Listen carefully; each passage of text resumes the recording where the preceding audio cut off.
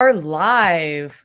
Welcome everyone to today's episode of the SEO Lounge with our very own Jason Barnard. Before we get going with Jason, we're going to do a little bit of housekeeping.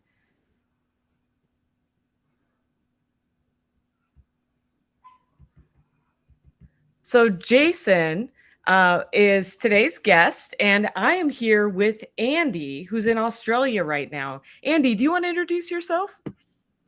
Sure. Thanks, Lauren. I'm Andy, a co-founder at IMG and the co-host of the SEO Lounge. And I am very excited about the session that we've got coming up today with Jason. Awesome. If you're not familiar with IMG, you can join us at Internet Marketing Gold, and we have the world's biggest library of SEO courses.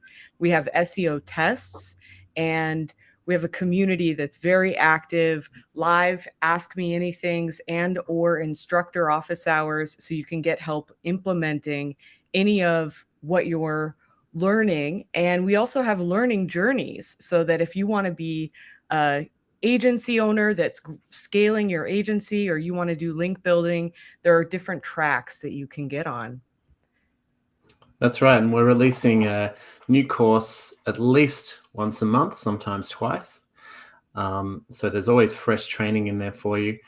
And the cost of membership is just $97 per month.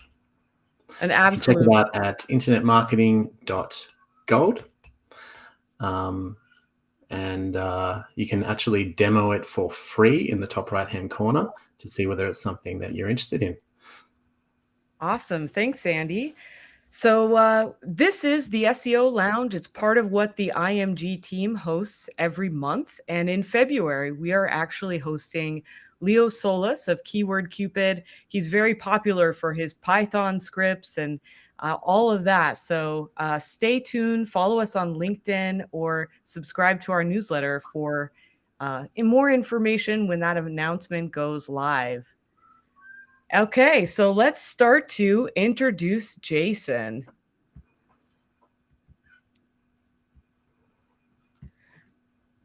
So Jason is the seminal master of the brand SERPs. He's an author, a digital marketing consultant, and he founded a digital marketing agency called CaliCube, which he runs from France. Most of you here probably know Jason for his SEO work, but he's also a folk punk musician, a songwriter, and an author. So welcome, Jason. Do you want to tell us a few things about yourself? Yeah, I'd be delighted. Thank you for having me. I'm delighted to be here and delighted to share everything or some of the things I've learned about brand SERPs. And I think, as you say, I'm known for SEO. I think this is the SEO community I've been involved in for many, many years. And I've now specialized in just what appears when somebody searches your exact match brand name. And that can be a brand, it can be a company, it can be a product, it can be a person, it can be a podcast, it can be a set of courses like IMG, and somebody searching your brand name or your personal name knows who you are, they're interested in doing business with you, or they're already doing business with you, and they are phenomenally important to your industry, to your company and to your bottom line. And I think an awful lot of companies, brands, and people forget to make sure that what they see when they search your brand name or your personal name is positive, accurate, and convincing. And that's what I'm all about. And it sounds like a tiny niche, but it's an astonishing niche because it's a niche in the industry that everybody needs. So it's a niche that isn't a niche, which is delightful. That's a good way to put it. Jason, we decided to pay tribute to you today by getting in the theme colors of your own personal brand. Tell us, how did this come about that you only wear red? Right, I don't even like red. It's really depressing. I was in the band, as you said, a folk punk band, and I was playing in blue. Well, sorry, I had a blue t-shirt. I always wore blue t-shirts, and somebody asked me, "Can you wear my super duper red sports top?"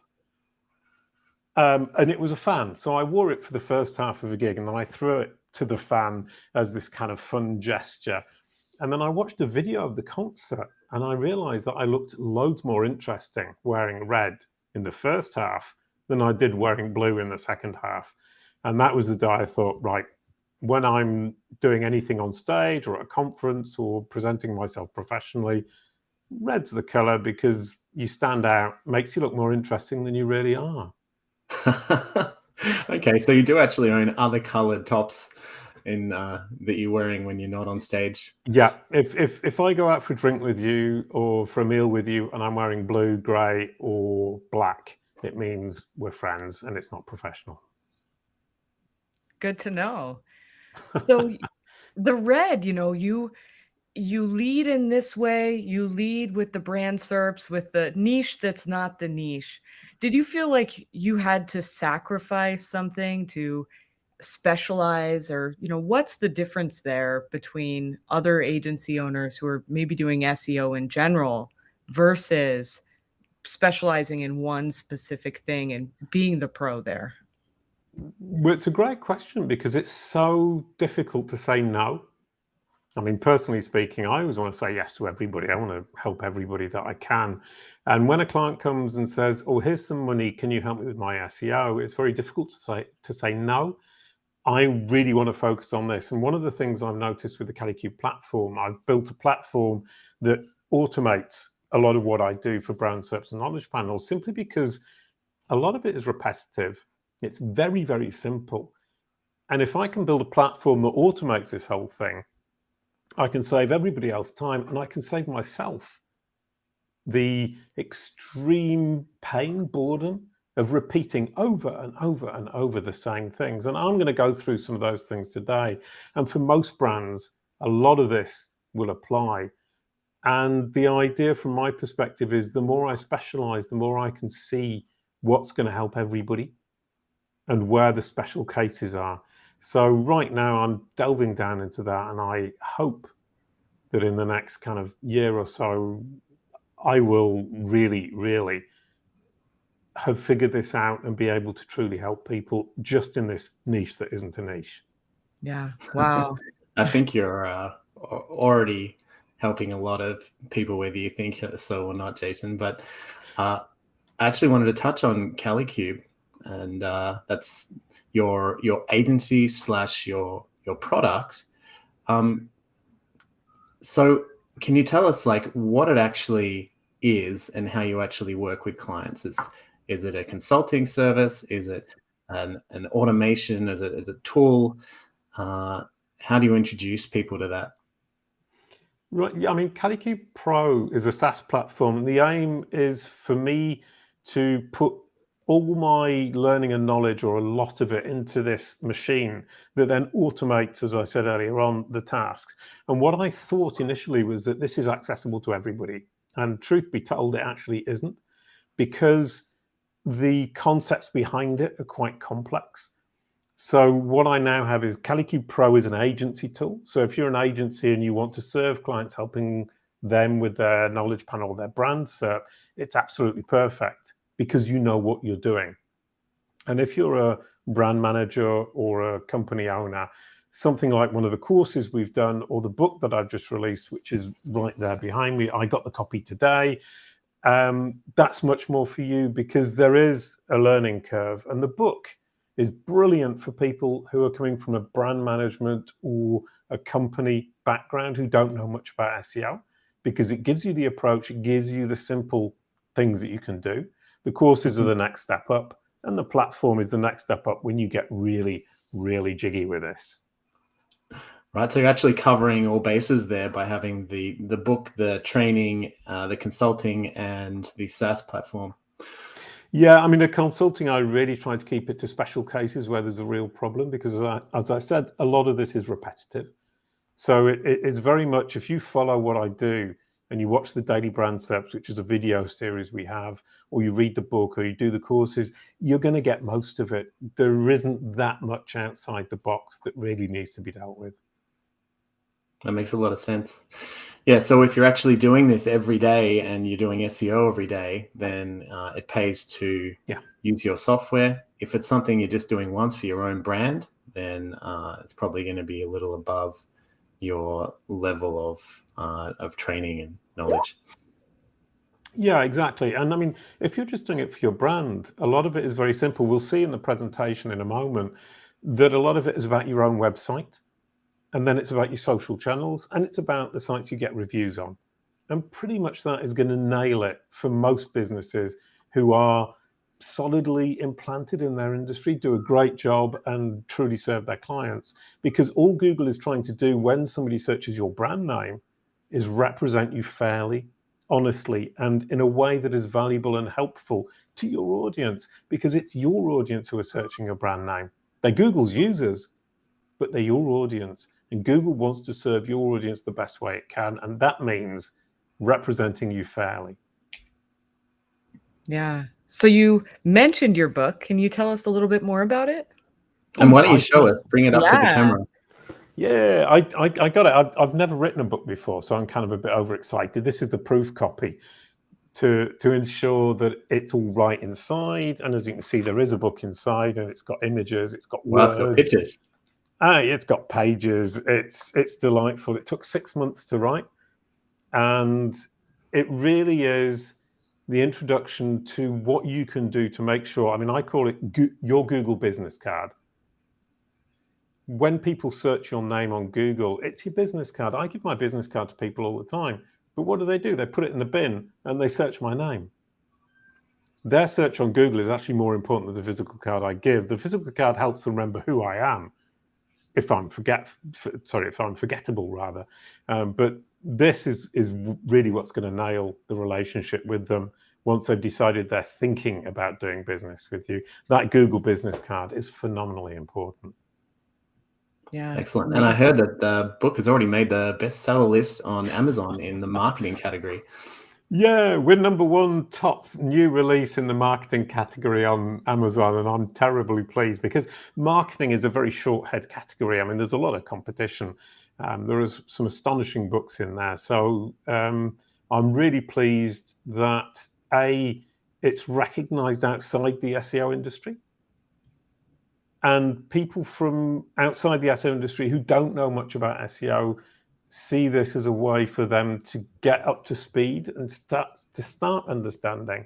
And yet somebody like Marie Haynes, I mean, if you know who she is, she's a bit of a smart SEO person, actually said for SEOs this is useful too, because the approach is new and the approach is incredibly helpful in a world that we're now in, where EAT, expertise, authority, and trust, is incredibly important. You need to convince Google that you're an expert, you're authoritative, and you're trustworthy for SEO in general. And the Brand SERP is the place to start doing that. And it's also the place where you will understand if you've successfully communicated that to Google.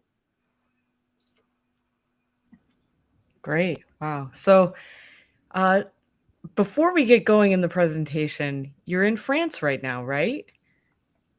Yeah, I live in Paris, France. I moved here years and years and years and years ago to play in the punk folk band we were talking about earlier on. I played double bass, and we made very bad money for 10 years, but we lived our lives. I was a professional musician on a very small salary for 10 years and stayed in France after that.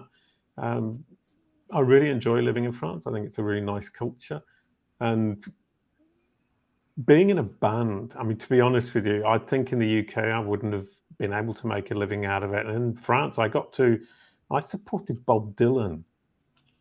Wow.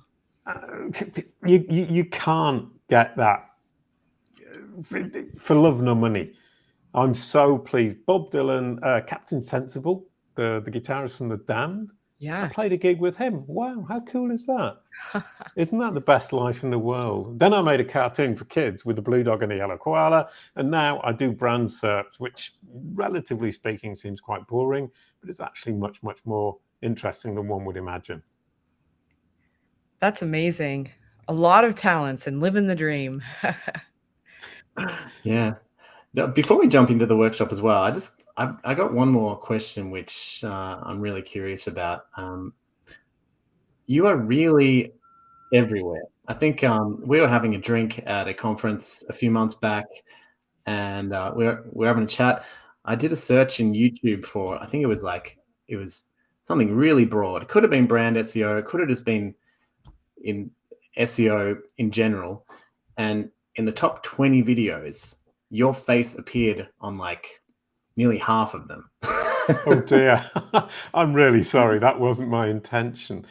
I think well, actually, that comes from the fact that the idea of brand SERPs is, I think, it's one of these things that's incredibly obvious when somebody says it to you, but most people simply don't think about it.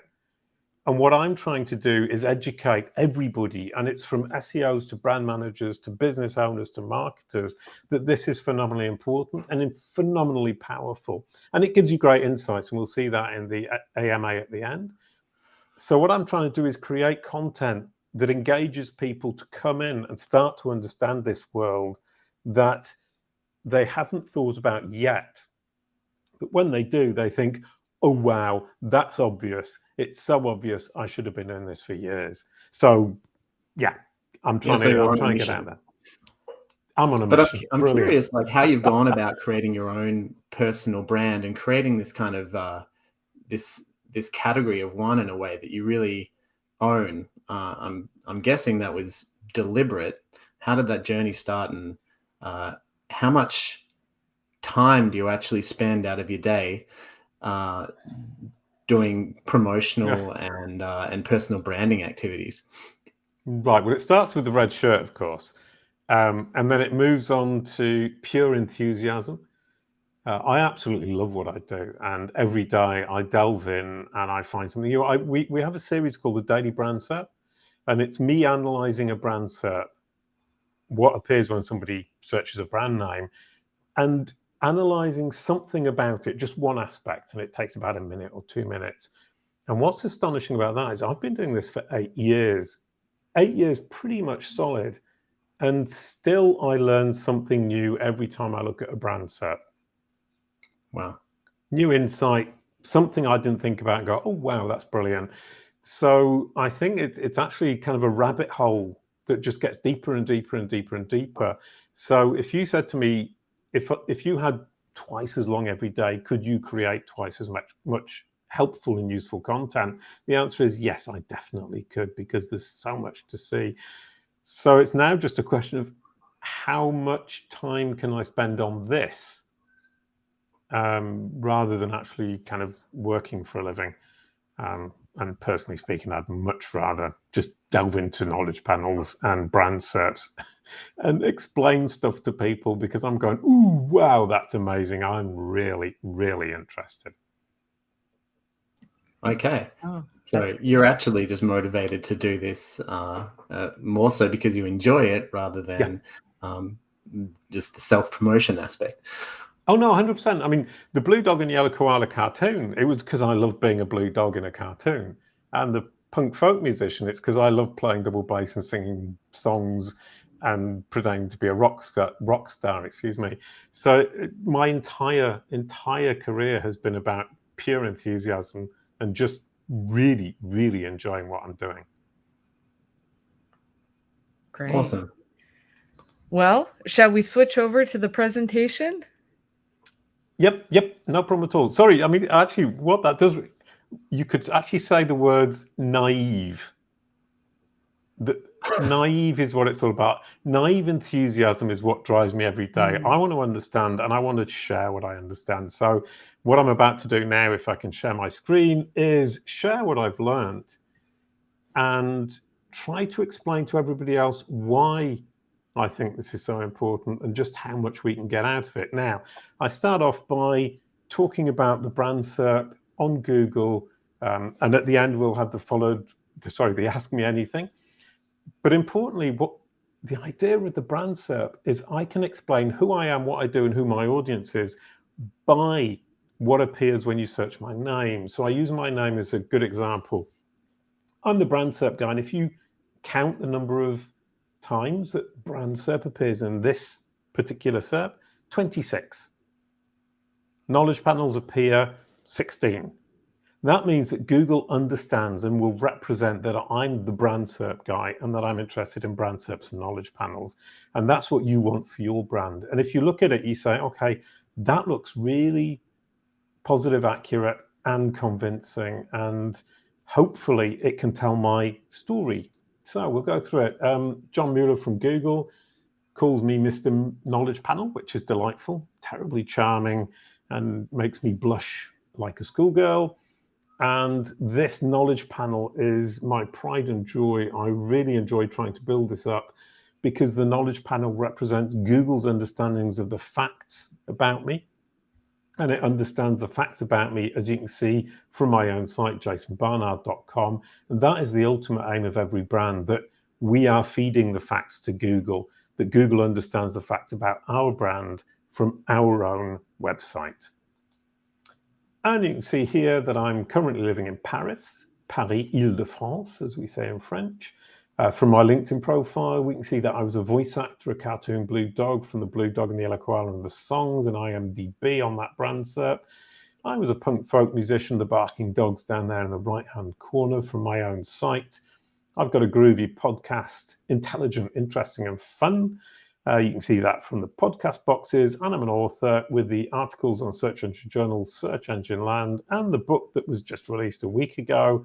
Paperback will be out tomorrow. No, the day after tomorrow, excuse me. And from my brand SERP, you have understood absolutely who I am, what I do, and who my audience is, and that I have a company called CaliCube, and we offer a SaaS, a course, and a book. So the idea from the brand SERP guy is that you look at that and you understand who I am, what I do, who my audience is at a glance. And that's what Google wants to do. It wants to represent to your audience who you are, what you do, and what you can offer them. And it makes total sense when you think about it. But before you thought about it, I'm sure it wasn't something that had really struck you, that the idea of when your audience searches your brand name, they want to either navigate to your site or understand more about you. And Google is desperately, desperately keen to show them what it knows. So the plan for today, we've got 3 points of view on your brand SERP. We've got your audience, we've got Google, and we've got you. And your brand SERP should be a big part of your overall digital strategy, whoever you are. If you're a business, you're a podcast, you're a set of courses, you're a person, it's fundamentally important because people will Google your name, your brand name, your company name, your podcast name, your course name before they do business with you at some point in their customer journey. And I'm going to look at how to improve your brand SERP and the basic tactics with the blue links, obviously foundational for everything on Google, but also what I call glorious rich elements, which are things like Twitter boxes, video boxes, knowledge panels, image boxes. People also ask. All of these things will integrate themselves into your brand SERP, and they are what make your brand SERP look sexy. I like the word sexy. It's obviously not totally appropriate, but definitely speaks volumes. So before we start, what do I mean by brand SERP? And I really want to emphasize here, it's not branded search, it's your brand name. So whatever your brand name is, or whatever your personal name is, it's what appears. IMG would be IMG courses. I would be Jason Barnard. CaliCube would be CaliCube. CaliCube Pro would be the SaaS platform. So it's the brand name or the product name. What appears, what does your audience see when they search the exact name, when they're looking for you, just before they convert, or if they're a customer, if they want to come back to your site, navigate to it through Google. And that's your business card. I said that earlier on, and I think it's incredibly important to realize that this is Microsoft on Google, which I always think is delightful to show how Google represents Microsoft, and it represents it pretty fairly, in my opinion. That's Microsoft's business card on Google. And as you can see, they vary greatly. They're more or less unconvincing, they're more or less negative, and they're more or less inaccurate. On the left, we have Microsoft, very rich, very positive, very informative. In the middle, you've got CaliCube. We're a small company, and yet we look very convincing. That middle one looks incredibly convincing for a tiny company based in France. And on the right, a fairly typical brand SERP for a company who hasn't thought about this. Very boring, 10 blue links. Who is convinced by 10 blue links in today's search world? And there are 3 reasons they are incredibly important. They're important for your audience.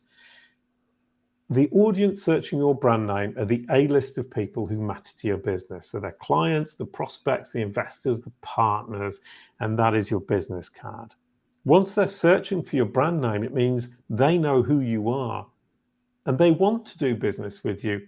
All you need to do is convince them. And that Google business card is a big part of tipping the balance for them to come over and do business with you. Or if they're already a client, they stick with you because you look great every time they navigate to your site.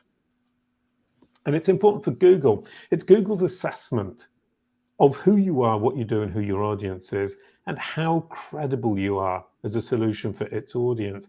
If you've heard of EAT, expertise, authority, and trust, your brand SERP is actually a great measurement of Google's perception of how expert you are in your field, how authoritative you are, and how trustworthy you are. And it will only recommend you as a solution for its users in the wider SEO world if it believes you are expert, authoritative, and trustworthy in your main topic, whatever that might be. So your brand SERP is a great way to look at how Google perceives you, how much it thinks you are a credible solution for its users when they're searching for anything that you might be able to help them with.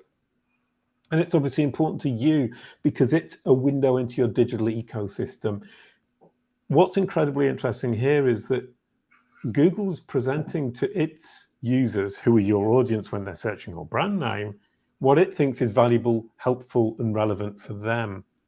So you can look at that and see what it is that's working and what it is that isn't working in all those efforts you're making in any aspect of your digital strategy, specifically in the content strategy. So for example, if you're investing heavily in videos, but you don't have videos when somebody searches your brand name on that Google SERP, that means you're investing badly and you need to rethink the way that you're investing in video. So I find, and we'll see in the AMA later on, it's an easy way, a very quick way, and a cheap way in that it's free to understand what Google thinks about you, but also what's working, what isn't working within your digital strategy. And that goes for SEO, but it goes for the entire digital strategy that you have. Now, take a look at your brand SERP. Which is it? The one on the left, rich, exciting, convincing for your audience, great business card, or the one on the right, which is boring, negative reviews, definitely not something that's going to convince your clients to stick with you and your prospects to convert to become clients. And this is, for me, the thing that most people miss is that by improving your brand SERP, you are creating a marketing virtuous cycle. Because to improve your brand SERP, you have to improve your digital ecosystem. You have to improve all those references to you. Link building comes into this. You're going to build boatloads of links. You're going to get great mentions. You're going to get great press. You're going to improve your social media presence. And all of that is your digital ecosystem, and all of that feeds into Google. Google understands it. It will help your SEO strategy more generally, and it will be reflected in your brand SERP. So Google's opinion of you, as this happens, it will see that you're engaging with your audience. It will see that you're helpful and valuable to your audience when they're looking for a solution that you can provide, and it will improve its opinion of you, your EAT, your expertise, authority, and trustworthiness, your credibility in Google's eyes. Phenomenally important. And if you talk to somebody like Lily Ray or Marie Haynes, they will tell you how important EAT is. And we work together very closely in the sense that if Google doesn't understand who you are, what you do, and who your audience is, it won't be able to apply those EAT signals to your SEO results. So you really want to work on making sure that Google understands who you are, what you do, and who your audience is. And that, once again, is reflected through your brand SERP. That's incredibly simple, obvious way to measure its understanding and its appreciation of you, because it reflects that through your brand SERP, and everybody's happy. Google is happy. It understands who you are. It understands that you're a credible solution for its users when they're searching on Google. Your audience are happy because they're seeing a great representation of you. They want to do business with you. They want to stick with you, or they want to tip over from becoming a prospect to becoming a client. And you're happy because you've understood what your audience is seeing. You're understanding what your audience is engaging with, you're understanding what is great and bad about your digital strategy, and you're sure that Google appreciates you and that you can build a solid SEO strategy and indeed a solid wider digital strategy on that. Now, one question a lot of people ask me is the anatomy of a brand SERP. What does a good brand SERP look like? And the answer is incredibly simple. It looks like this. A good brand SERP is positive, accurate, and convincing. And it reflects your brand message. A good brand SERP is a brand SERP where the company itself has control. Because if you have control, you can totally manipulate the results to make sure that they're positive, accurate, and convincing. And I said manipulate, but it's actually just educate Google. It's make sure that Google understands how it should represent you to your audience, and how it should represent you to your audience through Google SERPs is exactly your brand message. If you can control that SERP, you can control that message, you get to communicate with your audience through Google in the words that you choose. And that generally involves 7 blue links. Frederic Deboo from Bing told me a couple of years ago that generally speaking, you will get 10 results on a page. That isn't likely to change much. So you're going to get 7 blue links and you're going to get 3 rich elements. I call them rich elements. A lot of people call them SERP features. The idea for me is it's just something that's rich, that provides more information, more value to your audience when they're searching your brand name. So rich site links, for example, underneath the homepage for me are a rich element, a SERP feature. People also ask video boxes, Twitter boxes, image boxes, featured snippets. All of these things are multimedia elements that Google will tend to put into a brand SERP when it understands and it appreciates the content that you're creating. So if you're creating a lot of content, and you were saying earlier on that I create a lot of content, that content appears in my brand SERP, and that's how I know that it's working. And it's a really simple, easy way for me to evaluate the success of my content strategy. And the knowledge panel, incredibly important, because the knowledge panel represents that Google understands who you are. It understands information about you factually, because if you look at this, on the left-hand side, we have Google's opinion, we have Google's recommendation, let's say. On the right-hand side, it shows facts. It's showing Google My Business, it's showing knowledge panels, it's showing related entities, things it has understood.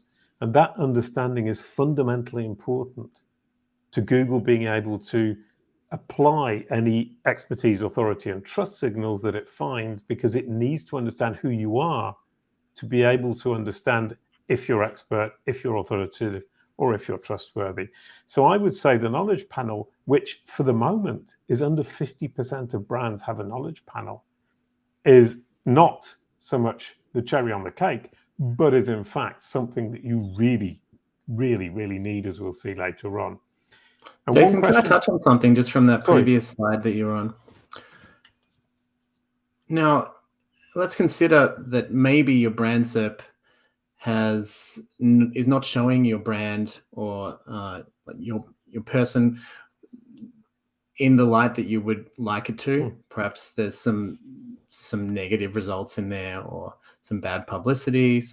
How can implementing these elements, perhaps to take up more of your own real estate that you can control, help to curate and fix those kind of issues? No, that's a great question. And I would say don't wait until you've got a problem to do this. You want to take control now, because that means that the problem either won't exist, or if it does come up, you will be able to control it much more easily. And the idea of these rich elements, people also ask video boxes, Twitter boxes, and so on and so forth, is that, as you said, they take up a great deal of real estate, and it's real estate that you control. And I can't emphasize enough how important that control is. So if you start to control your brand SERP today before you have any kind of problems, you're going to be much happier, much more relaxed in the future. And the other thing is, if you do have bad results reflecting on your brand SERP, it means Google perceives those to be helpful and valuable and important and relevant to your audience. That's a really bad sign. Yeah, that's a very good point. So when that happens, start to worry. If you don't want it to happen, start to worry today, sort it out today, get control, make it positive, accurate, and convincing. So KPI for a brand SERP, we've done at CaliCube is measured the brand SERP, the quality, the sentiment, and the control.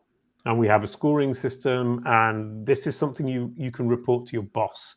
You can report to your client if you're an agency, to say we have great quality on the left-hand side here. This is actually CaliCube, and this is a real brand SERP from CaliCube, measured by CaliCube, ironically, on the 12th of January, with great control and great quality, because we've been working on it for a long time, and we dedicate resources to this.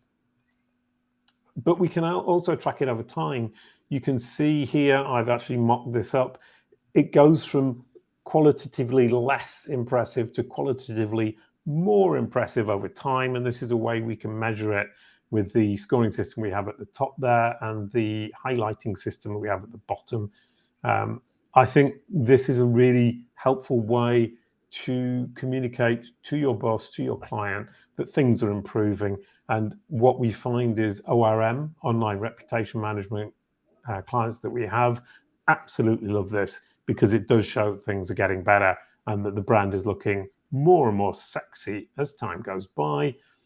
But we can also measure across geo. And I think that's something we tend to forget, is that in the UK and France and in Canada, in this particular case, things can vary enormously.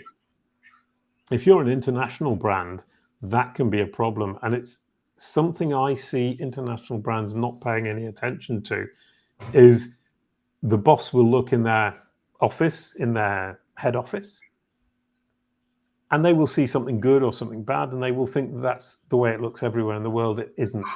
Google's brand SERP results vary according to region, because the needs and expectations of the users in that region change, but also the information that's relevant for them changes vastly. The information that's relevant to a Canadian is not relevant necessarily to somebody in the UK. So Google's going to adapt to that, and you need to track that and make sure that you're keeping ahead of the game by making sure that everything is positive. And here in this example, it doesn't look so great in the UK, although it's looking great in Canada. So you asked earlier on how to improve your brand SERP. And I'm going to go through this really quickly because we don't have a great deal of time. But obviously these are all things you can learn in the book. They're things that you can learn from the courses, and they're things you can learn from me by just watching all the content that I create and I push out there. And as you rightly said, there might be too much of it, but I'm going to keep going anyway. But you can watch the replay as well. You can download the slides, and you can learn the learning resources, as I just said. At the end, I'll give you some examples. Now, general tactics for the blue link. First thing to do is make sure that you've optimized everything you control. And that's all your domains, the relevant pages within those domains, the metas, the images, the content. I'll assume you know something about SEO. And if you don't, use IMG, go through the courses, learn some basic SEO, and apply great SEO tactics to every page you can possibly control directly. Now that includes, as you can see here on the left, the about page, the clients page, the contact page. These are pages that traditionally in SEO we forget about, we put to one side. But they're actually pages that will appear as rich site links, as we can see here, that are phenomenally important to brand SERPs. And one thing is the login page for your clients. If you've got a client searching your brand name to navigate to your site, the login page is very important. Don't no index it. And I was talking to Joost de Valk from the Yoast plugin a couple of years ago. And it's something that they used to do, and they no longer do, because they thought, okay, the login page not very important and potentially a security risk. But in fact, they hadn't really thought about the fact that for your existing clients, that login page is phenomenally important in the context of your brand SERP, because it's a great rich site link, because the rich site links allow your audience to navigate to that part of the site directly without having to go through your homepage. Google's looking to provide a great user experience, and that is a great user experience. So optimize every single site you own, every single site you control. Simple so that SEO. those rich site links, they're a really important feature within SERPs nowadays. You're saying, I think it's definitely no index pages that you want to appear in those. Optimize the pages and the titles. I think schema is another one for them, and probably sitemap as well. Those sort of the four main things for ensuring that you've got the best chance of getting the right pages appearing in your site links. Yeah, 100%. And the couple of things I would add to that is, number one, don't forget to write a meta description. It might feel like it's useless because Google doesn't use it in the ranking algorithm, but in this context of brand SERPs, the ranking algorithm doesn't come into play because you're number one anyway. It doesn't actually affect. So what you're trying to do with the meta description is control the message that you're putting into the rich site links. And in this example, because it's on mobile, you don't see the descriptions, but on desktop, you would see the descriptions. And the other additional piece of information is, for example, on the contact page, Google needs a little chunk of content. It doesn't need to be very big, maybe 50 words, that actually just says, why would you want to contact us? How do you contact us? And how will we help you if you do contact us? It needs that context within the page in order for it to show in the rich site links. Right, so onwards. Improve and add the ones that you semi-control. I mean, immediately the social media platforms come to mind: Twitter, Facebook, YouTube, LinkedIn. They rank incredibly well on brand SERPs because Google understands that your audience is interested in engaging with you, and it gives your audience searching for your name on Google the opportunity to engage with you in the way that they want. So if you search my name, Jason Barnard, you'll see my site, Twitter, YouTube, LinkedIn. Those are my preferred ways of interacting. Facebook doesn't appear because I don't like Facebook. And Google understands that I don't like Facebook because there isn't much going on my Facebook page. So that idea of saying, I can get the platforms I want to rank because I interact and I engage with my audience is absolutely valid. But also you can look at Wikidata, you can look at Bloomberg, you can look at TechCrunch, you can look at any site that is incredibly authoritative and trusted within your market, because those will tend to rank, because Google will want to show your audience something that's relevant to your brand within your industry in your geo region.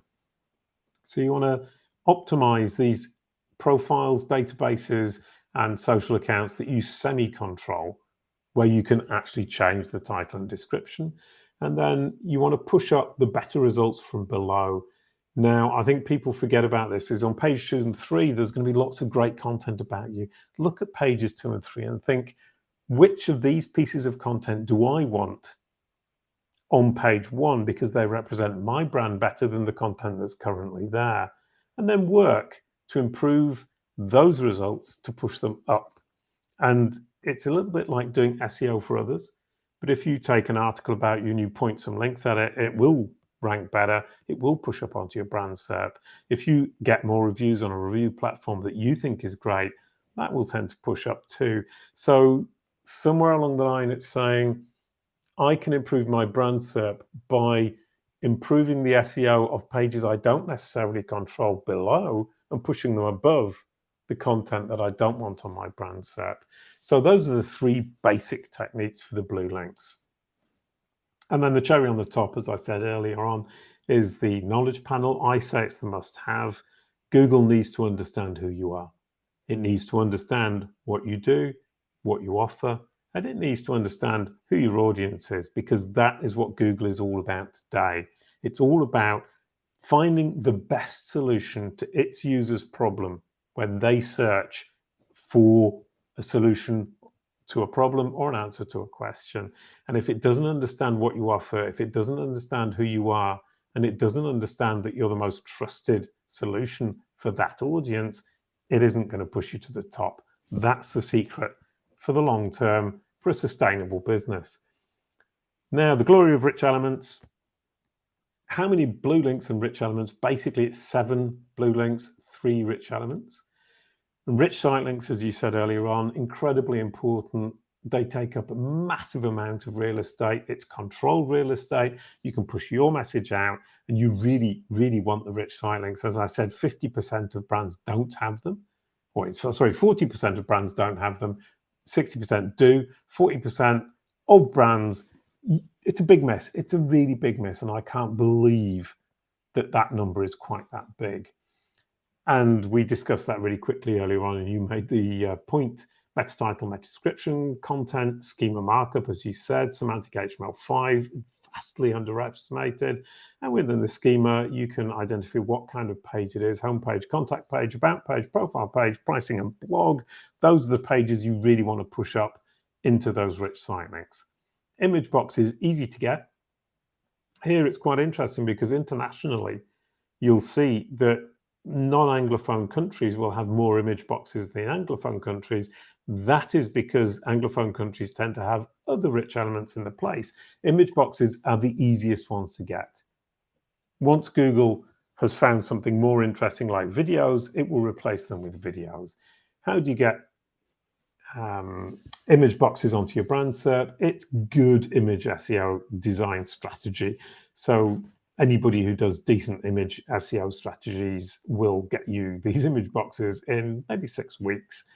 Quality image, SEO them, semantic HTML5, schema markup once again, distribute them on trusted sources. Google doesn't show images on a brand SERP from just one source, your site.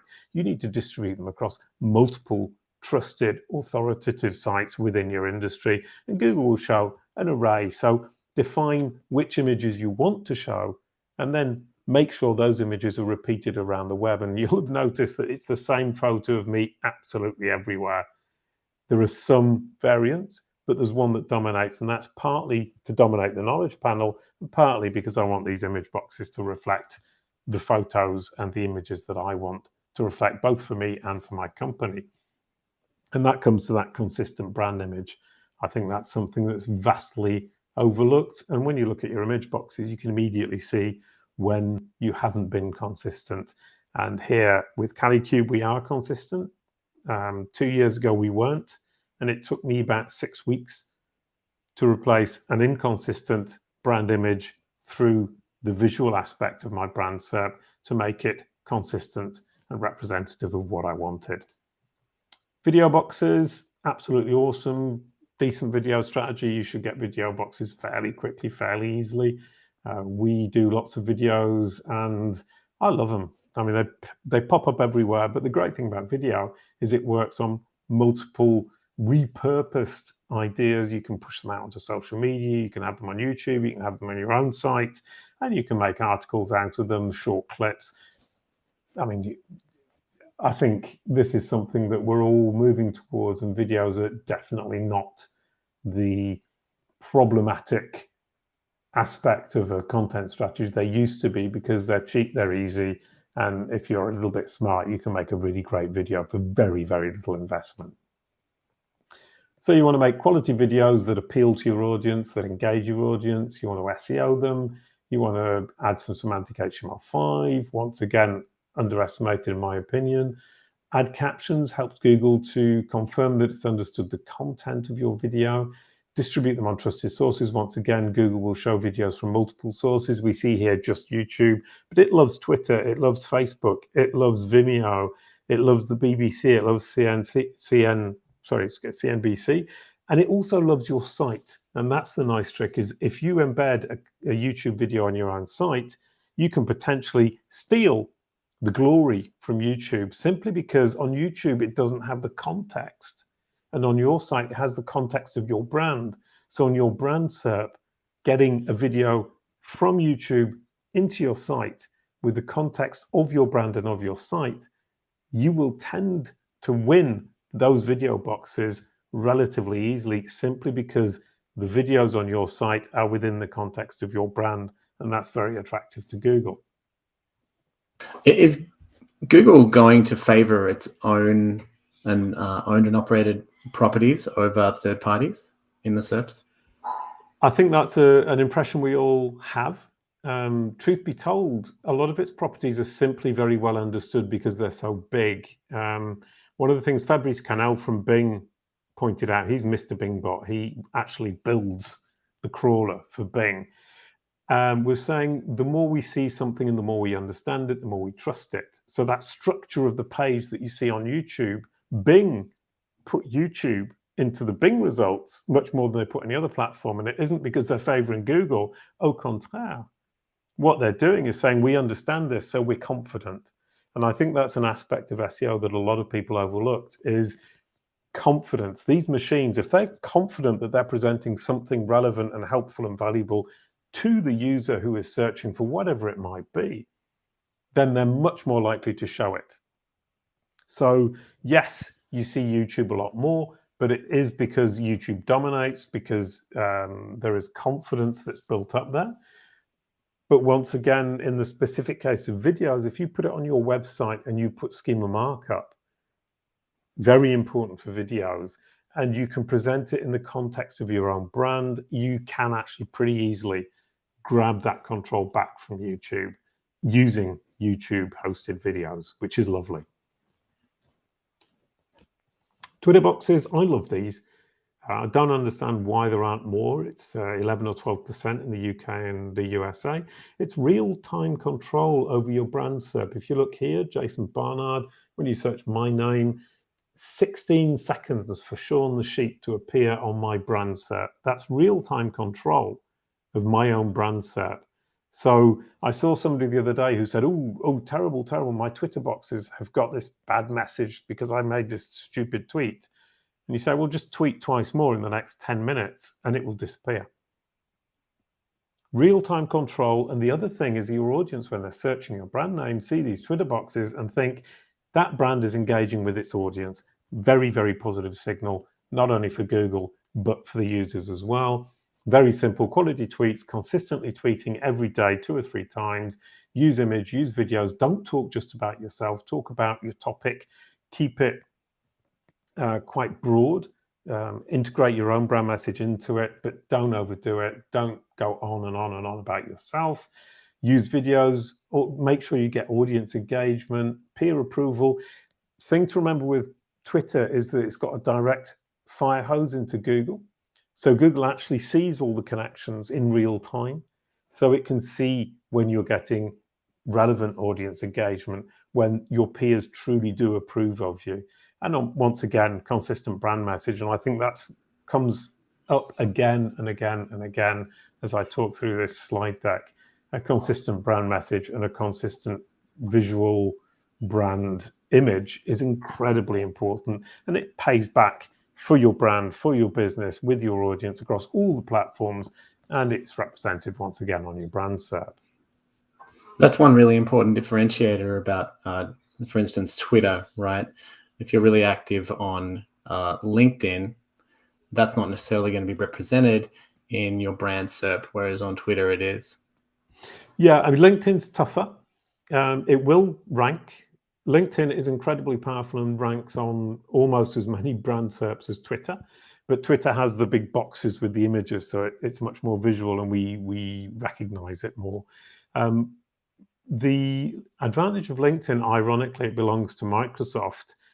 LinkedIn is used a great deal in the knowledge graph. So LinkedIn is phenomenally important for any business because it's one of the foundations of understanding that Google has, and Microsoft, of course. And it also helps to give you more control of the brand SERP. If you can get it to rank in the brand SERP, it gives you an extra blue link that you control. So I wouldn't underestimate it or put it to one side, although it is definitely a lot less exciting than Twitter.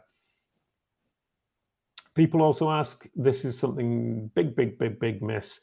They're now on, in fact, this is an old slide from last year. It's over 50% of brand SERPs have people also ask in the UK and the USA, less in other countries, not because Google doesn't know what the questions are, but because it doesn't have a quality answer. And here what we see is on brand SERPs, a lot of brands completely miss it. And all you need to do is create a great FAQ section. One question per page, not these big, long accordion systems. Answer the questions about your brand, answer the questions that your users have, because they don't come to your site and search for the answers about your products, your services, and after-sales service. They search on Google. Make sure that Google can put those at the top. And the first place to start is, what questions is Google showing on your brand SERP? Because those are the questions that are most foundational and fundamental to your brand in Google's eyes. And Google's eyes is its vision of how your users, how your audience are interacting with your brand online through Google. And this is one of my clients, and we actually get all of these. Interestingly enough, most brands don't answer any of the people also ask. So search your brand name, search your company name, and ask yourself, how many of these questions do I actually answer? How many of these questions does Google show my answer? How many does it show my competitors, or forums, or Wikipedia, or another third-party source that I don't control? You want to get that control back. So answer questions about, sorry, excuse me. Oh, I just think that's an amazing tip there, to create your FAQs around the people also asks. Right, yeah. And start with your brand and build out. I mean, it really isn't complicated. If you're thinking, oh, it's such a vast job for me to undertake, start with the questions that appear on your brand SERP and work out by clicking on the what is UBG in this case. It will open up more and more questions. And when it stops doing that, click on the actual link that it gives you, go to the next page where you'll get even more questions, and you can build up. I mean, I had a client who did it about 6 months ago, and they found 500 questions. They answered 500 questions, and today they have 1,000 visits a day from their FAQ section, simply by asking the questions about and around their own brand. FAQs are great for short question and answers, relevant blogs for the more involved questions that people might have, where people really want to dig down into the details. And you want to make sure that you've got informational pages about your brand and your offers, because what network does UBG use? That's obviously about UBG, the company, the product. So really make sure you answer all of these questions. Knowledge panels, one of my favorite topics, because they're really, really interesting, because a knowledge panel represents Google's understanding of who you are, what you do, and who your audience is. And Google wants to understand, and you need to educate it. It's like a child. And like a child, you need to educate it little by little, drip by drip. You need to make it trust what you're saying. And here we've got SE ranking, and we've got information about SE ranking that Google is presenting as fact. And I think we often forget, a lot of us use Google. We trust Google. So what Google is saying about our brand in this right-hand side in the knowledge panel, we generally expect to be fact. And you really want to control that fact as much as you possibly can. So build a knowledge panel because it looks impressive to your audience. Build a knowledge panel because it shows Google understands who you are, what you do, and who your audience is. And make sure that the information in that knowledge panel is information that you are providing from your own site. And to do that, you give your entity a home on your site. There are articles online that you can look at for this. So search for entity home in SEO, and that will get you basically to the answer to this and exactly how to do it. You place corroborative information on independent third-party sites that are relevant, authoritative, and trusted. You signpost that corroboration from the home with schema markup. So you say, this is where the entity lives. Google sees where it lives. It sees the information that you're presenting about your brand, your company, the factual information. Then you point it outwards to all the corroboration online that proves that what you're saying is correct. And much like a child, the Google will understand what you've said, and then will be confident in what you said by checking the corroborative sources. And once again, confidence comes back into play. It needs to understand, and it needs to be confident that that understanding is correct. Long story, that is at least 2 days of discussion if I were to talk about it without stopping. But is that usually org schema that you're using? Yeah, I would, for a company, use organization. The thing about it is the more specific you get, the more likely you are to confuse the machine. So if the machine has understood that you're, for example, an educational establishment, then you can go with schema markup that says educational establishment. But if you think Google's a little bit confused, go for the top level, which is organization, because then it can make its own mind up. So yeah, using organization is the safe option. If you can be more specific, but try not to confuse the child. If you think about when you educate your own children, look at Google like a child and think, how would I gently educate this child to understand what it is that I have to communicate, the facts about me? And that means I need to explain Start it. broad, go specific. Yeah. Well, if you're too specific and it doesn't understand, there's no point. So you need to be general when it isn't certain that it's understood the specificness of what it is you're saying, if that makes sense. So basically what I've just described is a rounded, balanced content strategy. Man, I don't think anybody would say that anything I've just suggested is anything other than a great content strategy. If you put all that together, and I think that's what we've done at CaliCube, you're simply creating great content that appeals to your audience and seeking to get it represented in your brand SERP by Google. We've done that at CaliCube and it's proved to be incredibly effective. What's great is that content strategy, as you said earlier on, is working in and of itself outside of Google. It's represented in our brand SERP. And in the coming years, I think we're going to perform better and better in SEO. So a reminder, when you improve your brand SERP, your Google business card, you're more convincing to your audience, you boost Google's opinion of you, EAT, expertise, authority, and trust. You improve your digital ecosystem. And that covers pretty much every step of your acquisition funnel. So for me, tracking, measuring, and improving your brand SERP is a strategic necessity. And if you want to learn more, you've got the book, which I've got here. That's for beginners. You've got the intermediate brand SERP courses. It's available on IMG. And the advanced is the brand SERP SaaS platform.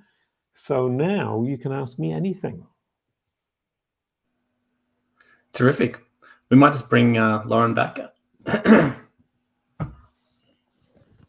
Wow, that was amazing. Really great. We have one question from Sarah in the community, and she asks if web stories would help build your brand SERP. That's a great question. Yes, they would. Google loves web stories. The thing about web stories is they tend to be quite short-lived. So if you're going to go down that path, you need to be terribly enthusiastic and maintain the rhythm of production. Because what they will do is they can appear in the brand SERP, but if you don't keep doing it, it's like the Twitter box. If you don't maintain that production, they will disappear and people will forget about them, much like a tweet. So yeah, do it, but make sure you don't undertake something you can't maintain. Interesting. Yeah. We have another one here from Dennis, and he has a issue where his brand name, when people search it, Google thinks it's a misspelling. Do you have any tips for things Dennis might be able to do? Yeah, I mean, the thing about that is volume of search is going to be very important. So the more you can get people searching your brand name, the more Google will remove that "did you mean?" If it sees a volume of brand searches, it will say, okay, yes, this actually does have a meaning in of itself. That's basically Google thinking there might be a different interpretation of it. The other thing is making sure that the top result is you, even on the misspelling, if you possibly can, and ensuring the best click-through rate, which is basically presenting your company, your brand in the best possible light as much as you possibly can. So you're looking at volume of searches on both, on your brand name, excuse me, dominating both and making sure that you're the choice every time people search it. Yeah. Great. Well, while the other questions are rolling in, should we do a couple live reviews? Yeah, I'm sorry. I've just realized I actually can't see very well. I really, really, really overtalked that whole thing. I went on and on and on. I do apologize to everybody. Oh, no, it was excellent. Great, jam-packed with information. So thank you. We're a little loose on the amount of time we allocate to these episodes. If they're interesting, we just keep going. We've Yeah. had one that went over 2 hours a couple of months ago. Right. Okay. I still apologize. Right. Okay. So we got a lot of submissions, and I've pulled a few up. We can start with Social B. I thought that was pretty interesting, simply because here I've searched in Maryland in America, and it's a Romanian company. And when I search their name, it looks like a local business as opposed to an international business. And that's an interesting problem simply from the perspective that Google is showing on the right-hand side the information, factual information that it has and that it's confident in. And so it's showing the Google My Business, not because it thinks it's relevant in terms of the user might actually want to go to this place, which is obviously ridiculous from America to Romania. It's showing it because it's confident. So Social B would need to build up a knowledge graph presence so that Google understands and will show a knowledge panel instead of this Google My Business. It sounds simple. It's a long process because once again, you're educating the child, but definitely starting this is a very good sign. The fact that they've got the rich site links up there. Google's understood the site. It's understood where the About Us page. The About Us page is phenomenally important. If Google understands that this is the page that talks about the brand, then we immediately have a situation where we can start explaining to Google. Now, as a slight criticism here, I would say this is a little bit unclear.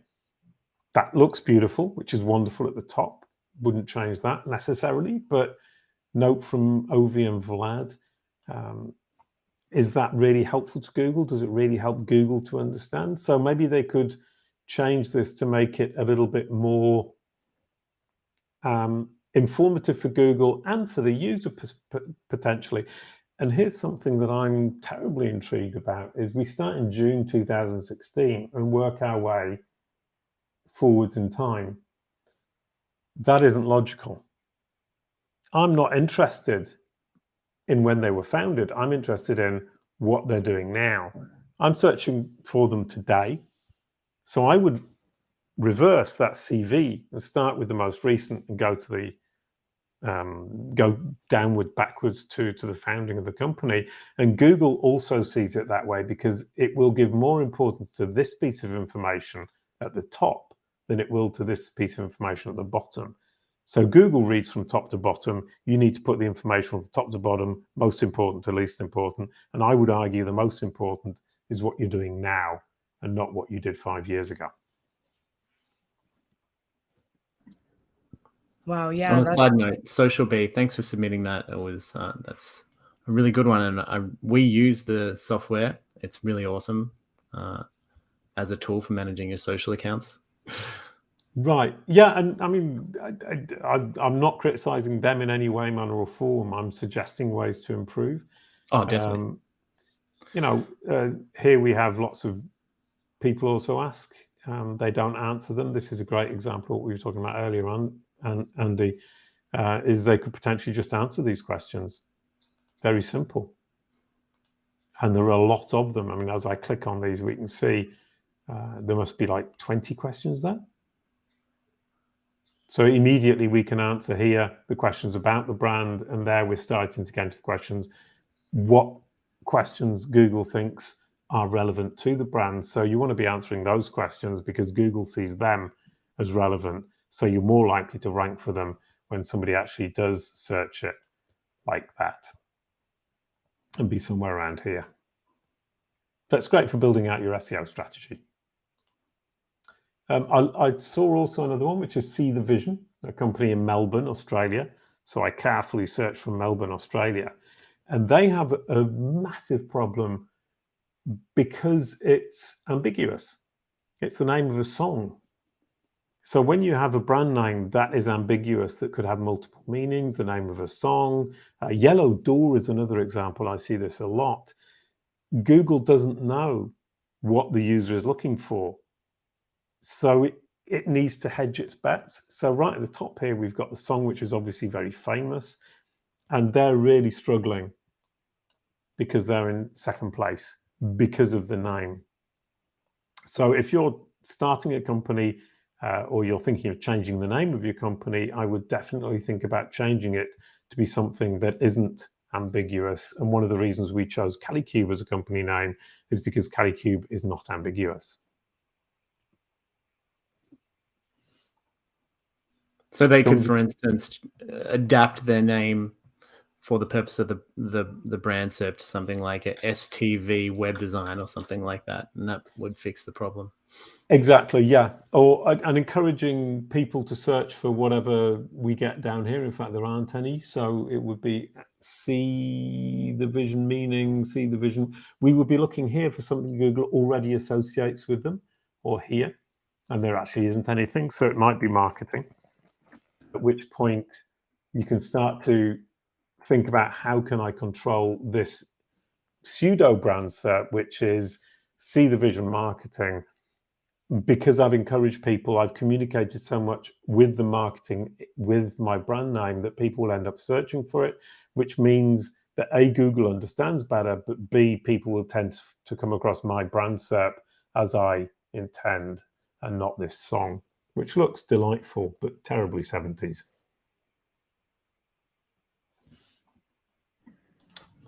All right, let's move on. Found Corey, who submitted his site, a friend of mine. We've worked together a few times. Holistic SEO, that's fairly ambiguous in the sense that it's an approach to SEO. And yet he dominates it, which is delightful. And he's associated himself here with questions around the topic as opposed to about the brand itself. So what he's managed to do is quite impressive, is ensure that his company name is associated with an approach to SEO, as opposed to being a brand name. And if you actually search for the official name, I'll bet my bottom dollar, there you go, looks very good. And he's got loads of ads because he has digital marketing agency in the title. And that's an interesting point with digital marketing. Here we've got, oh, I actually searched for that earlier on. One of these tabs, I do apologize. There you go. Maryland home buyers. We've got home buyers in the company name. Traditionally in SEO, it was call a cat a cat. So we give the company the name of what it does.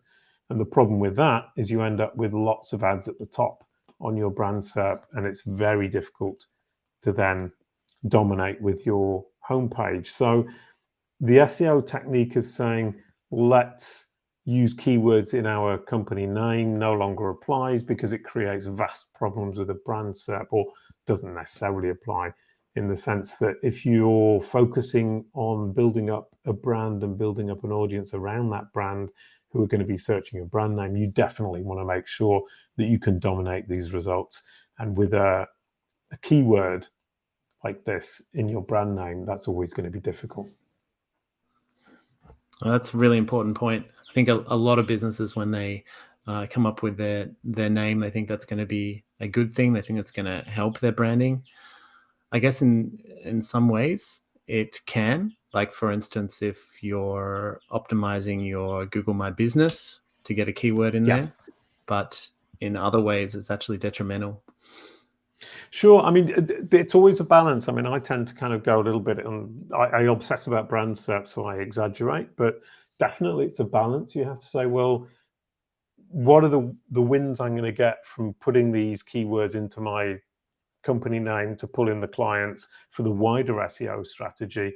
And what are the disadvantages once I've built that brand? Everybody needs to figure out their own strategy. There's short and there's long-term approaches.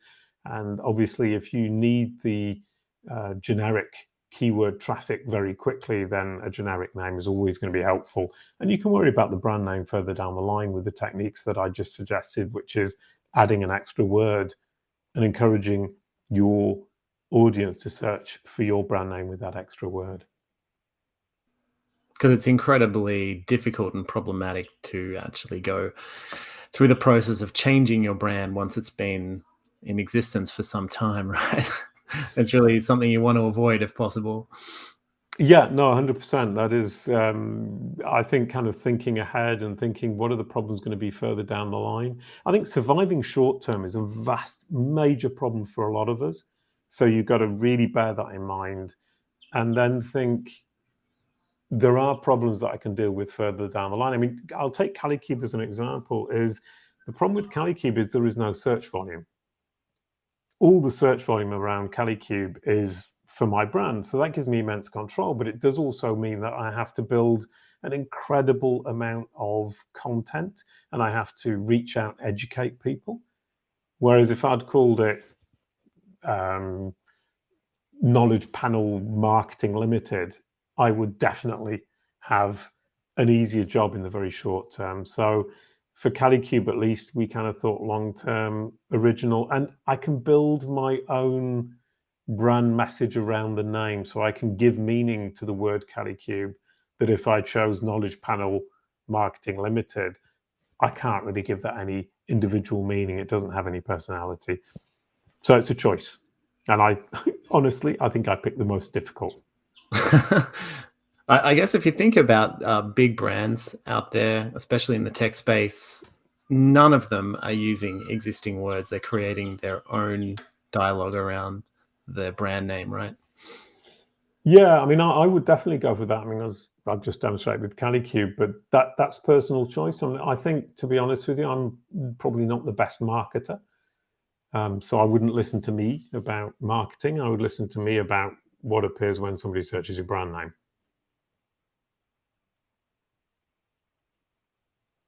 So don't listen to me about marketing. Listen to IMG because they're much smarter. Don't Insurance sell Navy. short, Jason. Sorry, excuse me, I interrupted you. No, please continue. Insurance Navy. Somebody I've worked with in the past. This looks great. We're in Chicago, Illinois. This is a local office. So they're a company that has multiple offices around the US. And the trick for them is to make sure the correct Google My Business appears in the correct town. So that's local business strategy.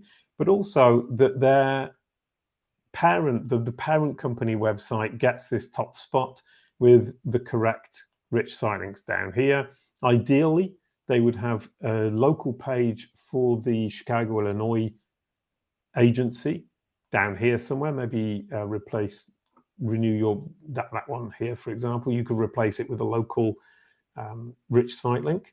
So in this circumstance, if I've got a company with multiple locations, I would create an arborescence, a silo with the different locations so that Google could show the local branch in the rich site links, which would give me this and this in order to get the client into my local office incredibly easily.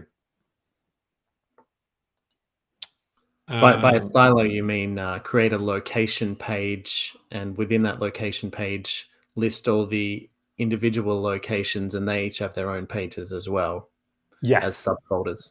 Exactly. Right. Each location needs its own page. It's important to understand that Google needs a page per entity. So each location would be an entity. It would be a thing in and of itself. And Google needs a page that represents that because it wants to show here a page where when I click on that result, I actually get here in the top above the fold the information that I'm looking for. So if you're looking at a local company or a local outlet, I would want to come on a page that just describes this one outlet, because if I'm in Chicago, I don't want to know about the outlet in New York. It's totally useless information. So you want to be looking for dedicated pages for anything you want to show here.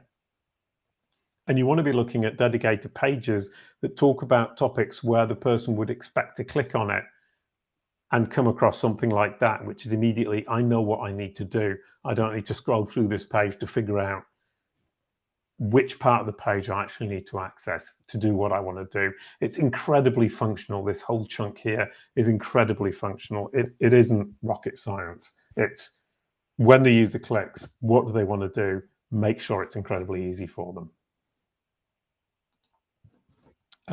We also had Rise Beauty Lab, another local business. What I liked about this one is the great reviews. Not very many reviews, and that's important, is that you don't necessarily need a lot of reviews for something to rank. Google will rank here, it's Facebook, it's their own account. Google will favor your own social media accounts with reviews, in this case, Facebook, because it knows that your users are interacting with you. And obviously the Google reviews on this side are incredibly important too. But you've got Facebook, you've got Instagram, you've got Medium. These are all semi-controlled. That's a great job of these different results that this company semi-control or control, that allows them to make sure that this looks great, that this is the right text, that it represents them, their brand to their audience. The only miss is perhaps this, is they could have the rich site links. And if you look at the slides, you'll see some tips and tricks to do that. We've looked at that one before. We've looked at Social B. Oh, Magician John Finch. I like this one. He submitted this, and Magician John Finch is, if he communicates on that, that's amazing branding. It gives this incredibly wonderful top result because it's unique. I'm sure there aren't 100,000 John Finch magicians, around. He's got his reviews up here. He's got his videos. That's an amazing brand SERP. But if we look at just John Finch, it's totally different. So Magician John Finch has done a great job on communicating on the fact that he is a magician. And it's a great trick if you have a common name like John Finch, is if you can add a word that disambiguates for your audience and for Google, you're onto a winner. Because if he gets people to search for Magician John Finch, this is what they see. If he just communicates John Finch on his business cards or when he's talking to people, that's what they're going to see. And it's totally different from a business perspective. And this one, I love it because it's BAU. I mean, they submitted this and I don't know what it stands for, but this is incredibly ambiguous. Google just doesn't know what the person is looking for. I'm assuming it might be Bay Atlantic University. So if they communicated on that, this is what you get, and that looks much, much better. So we tend to be lazy, and I'm certainly guilty of that, is I'll just say, oh, BAU to everybody, and I think that's going to work. But then when I say that and they search for it, they can't find me, or they have to dig down, or they really have to understand what they're looking for. But if I say the whole word, the whole thing, I get something like that, which is much, much, much more helpful to my user and beneficial to me. So brilliant, there you go. Those are the ones that I picked from the list that was submitted, and I hope that was helpful. Amazing. Yeah. Great examples. I like it. Each one was a little bit different with the areas that they need to improve on and the challenges. Yeah, well, I mean, that's the thing. I mean, I actually could have got into more detail, and I can certainly go into more detail if people ask me to, but that's really just looking at the basics of any brand SERP and saying, here are 2 or 3 ideas that I can throw right off the bat. And you can do that with pretty much any brand SERP. In fact, you can do that with any brand SERP. Sorry, go ahead, Andrew. No, I think I cut you off, Lauren. Oh, no, not at all. I was just appreciating it. So this is great. But we do have some questions we can field. A couple interesting ones from Simon, and he's really interested in adding logos to your images and if that might help connect to the business, to the entity, or, you know, what are some ways that you would help with or work on that? Well, the thing about logos on images is that Google will tend not to show them in Google Images. So you're kind of going to disadvantage yourself with that. So the idea of saying, I'm going to add a logo and I'm going to brand myself to ensure that my audience, or a wider audience even, sees my brand in these images is a great idea, but you're going to probably not totally get excluded, but definitely get excluded. Now, from a perspective of saying, can I help Google's understanding? Almost certainly, yes. So once again, I mean, we were talking about that earlier on, Andrew. It's a balance that you need to find. Everything you do, including adding logos to images, is going to bring disadvantages and advantages, and you need to find the right balance. I'm going to come back to our man Brainbuster. He asked a question a little while ago in regards to video schema. So it's a three-part question. He's got several videos on his money page, but only one video object in his schema pointing to the main video on the page. So that's the problem, because he wants to show multiple videos, and he's wondering whether maybe he can put schema into, for instance, Vimeo or a video hosting platform to help with that. Well, I think it's a great question from the perspective of you need to, I mean, once again, like with a child, you need to be decisive. You need to say, this is what I want. And having 3 videos on a page and saying this is the main video is saying, here are some multiple pieces of information that I'm providing my audience, but here's the main one that I want to show. So that's a good move. If you add multiple pieces of schema market with multiple videos, Google isn't really going to know which is the most important, which is the prominent one that you want to show off to your audience. So I would suggest sticking to 1 video per page, or prioritizing very clearly 1 video on any given page if you're going to have multiple videos on that page. Adding schema to on Vimeo itself, I'm not sure how that would work, so I can't really answer that question. Okay, and he also just had one more question on where he can get your book. Ooh, that's a great question. I love that one. You can get the book for download right now on Amazon.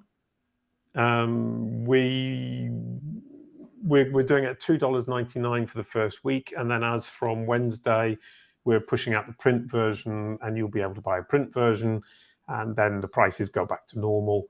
And I got this a couple of days ago, and it looks great, and it's all printed correctly, so we can now release the print version. But it's all on Amazon for the moment. I've already bought my copy, and I'm looking forward to getting into it. Lauren, do you want to take the next question? Yeah, sure. So let's see. We have another one about here. It's this: people also ask on the FAQ of your site, is it okay to have multiple accordions, or does every FAQ need to have its own page?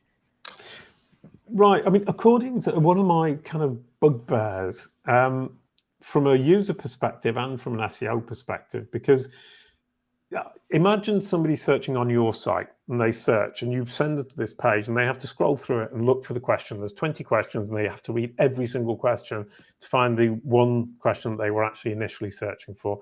That's a bad user experience.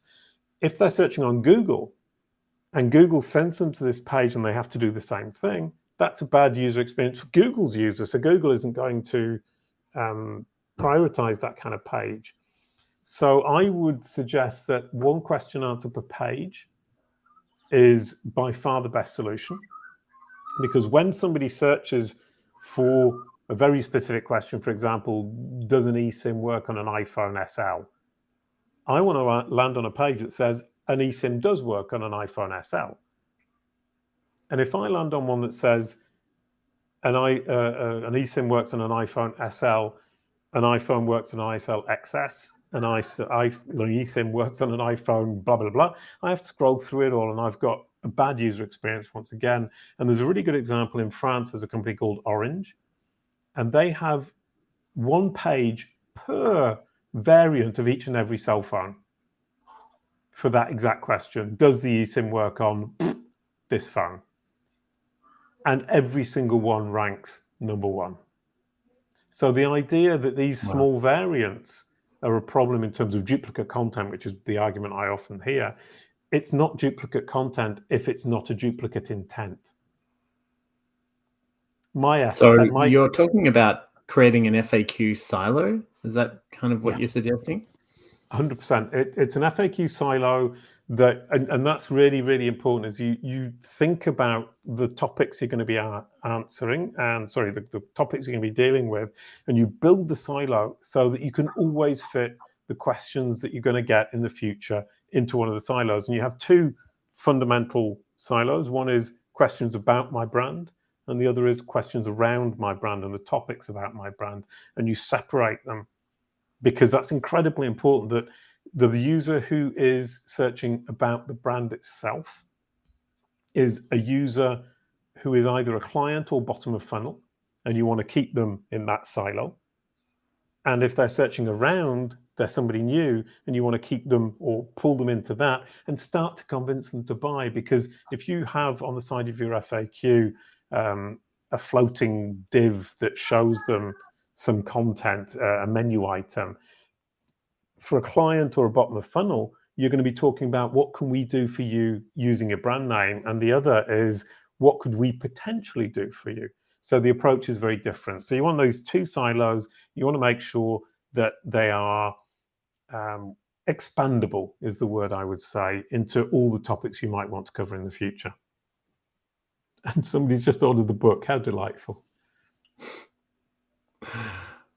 Yeah, there's a lot of really great positive feedback coming into the chat as well. But that was the last question from the audience for now.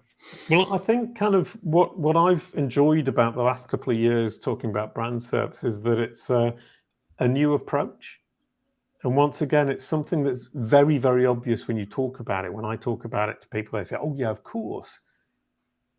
It's simple. It's helpful. Anybody can get involved. You don't need SEO knowledge. And it makes sense to any business owner because it's just good marketing, good brand messaging, good brand management. Fantastic. It was an incredible, insightful session on an area of SEO which is quite specialized, and I guess a lot of people are, even if they've been in the business a long time, have only kind of a surface level understanding in. So for that reason, I think it's an incredibly valuable workshop today. Yeah, well, I mean, the two things I would say, it's the niche that isn't a niche, number one. And the second is it's something that seems so very simple that you think, oh, I'll sort this out in a week if you're a good SEO. But actually, I've been doing this for 8 years and I'm still learning every day. So it's a big rabbit hole that you never stop diving down once you get into it. Excellent. Great. And your course is also in IMG, correct? Yeah, it's on IMG. Yeah, no. And we've had lots of people taking it, and it's been really successful from my perspective. Is once again, I'm trying to get people interested in the idea and get people to understand that it's powerful, it's helpful, and it's insightful, and that is phenomenally important for every business, because these people searching your brand name are bottom of funnel and post funnel. They're the most important people to your business. Yeah, absolutely. Well, Jason, thank you so much. And thank you to all the attendees who came today. Watch your email inbox. We'll send you a timestamped replay along with the slides. Brilliant. And the link to the book if you want to purchase that as well. Absolutely. No, thank you so much, Lauren and Andrea. That was absolutely delightful. I really enjoyed it. And I'm glad that the people who gave some feedback were getting some great value from it. Absolutely. Terrific. Well, thank you, Jason. In another few weeks' time, we have Leo Solis from Keyword Cupid, another IMG instructor, an incredibly smart guy, also out of New York City, like yourself, Lauren. So sign up on IMG website. You can find the link to the SEO Lounge in the footer of internetmarketing.gold, and you can stay up to date on all the coming events. Lauren, is there anything else? I think that's a wrap. What a day. This was great. I have a lot to think about and implement. Right. My favourite part of the whole day is everybody in red. How delightful. I'm going to put this t-shirt down back to the bottom of my cupboard until the next time we get together. Brilliant. Wonderful. Thank you so much. Excellent. Thanks very much you. for joining us, Jason, and everyone who came along today. Bye-bye. Bye.